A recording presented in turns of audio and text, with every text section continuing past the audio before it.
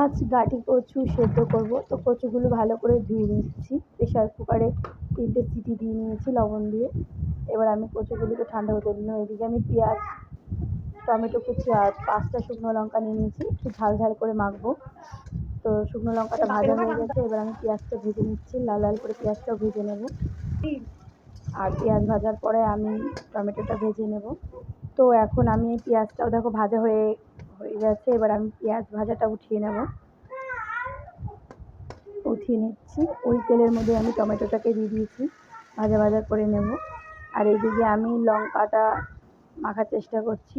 লঙ্কাটা আমি গুঁড়ো গুঁড়ো করে হাতের সাহায্যে মেখে নিচ্ছি, সঙ্গে পেঁয়াজটাকেও মিশিয়ে নেব লঙ্কাটার সাথে। আর এদিকে কড়াইয়ে টমেটোটা ভাজা হচ্ছে। আর এদিকে গাটি কচুগুলো আমি এক এক করে এবার মেখে নিচ্ছি। লবণ দিয়ে দিলাম অল্প, দিয়ে আমি হাত দিয়ে ভালো করে মেখে নিচ্ছি। এর মধ্যে আমি টমেটোটা আর সর্ষের তেলটা কড়াই থেকে দিয়ে ভালো করে মাখিয়ে নিচ্ছি। তো আজকে গরম গরম ভাতের সঙ্গে গাটি কচু সেদ্ধ খাবো। তোমরা কে কে খাও অবশ্যই।